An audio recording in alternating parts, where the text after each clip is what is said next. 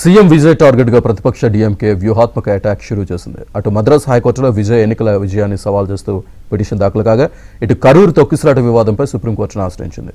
మరి న్యాయస్థానంలో సీఎం విజయ్కు ఊరట లభించిందా? అసలు తమిళనాట ఏం జరుగుతోంది?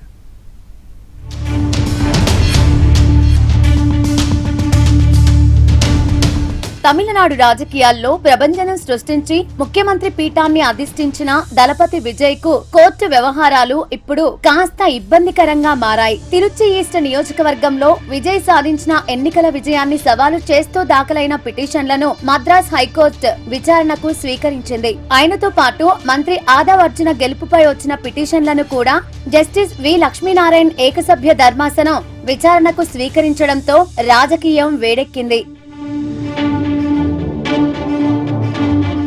సీఎం విజయ్ విజయాన్ని సవాలు చేస్తూ డీఎంకే అభ్యర్థి ఇనిగో ఇరుదయరాజ్ ఈ పిటిషన్ వేశారు. నామినేషన్ అఫిడవిట్ లో విజయ్ తనపై ఉన్న పెండింగ్ కేసుల వివరాలను దాచారని, ఎన్నికల ఖర్చులను పూర్తిగా చూపించలేదని ఆరోపించారు. అంతేకాకుండా నిబంధనలకు విరుద్ధంగా ప్రచారంలో చిన్న పిల్లలను వాడుకున్నారని, అందువల్ల విజయ్ విజయాన్ని రద్దు చేసి తనను విజేతగా ప్రకటించాలని, ఉప ఎన్నికపై స్టే విధించాలని ఇనిగో కోరారు.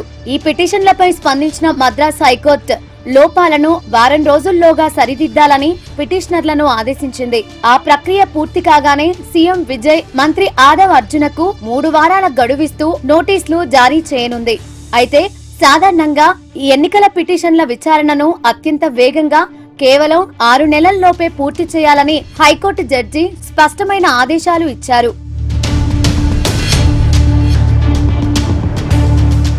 మరోవైపు కరూర్ తొక్కిసలాటలో సీఎం విజయ్ ను టార్గెట్ చేస్తూ డీఎంకే దాఖలు చేసిన పిటిషన్ పై సుప్రీంకోర్టు తీవ్ర ఆగ్రహం వ్యక్తం చేసింది. జూలై 10న విజయ్ కరూర్ పర్యటనకు వెళ్లనున్న నేపథ్యంలో ఆయన బాధితులను కలవకుండా, బహిరంగ ప్రకటనలు చేయకుండా నిరోధించాలని డీఎంకే కోరగా, దేశ పౌరులందరికీ ఉండే భావ ప్రకటన స్వేచ్ఛను తాము ఎలా నియంత్రిస్తామని జస్టిస్ కేవి విశ్వనాథ్, జస్టిస్ అలోక్ల ధర్మాసనం ప్రశ్నించింది.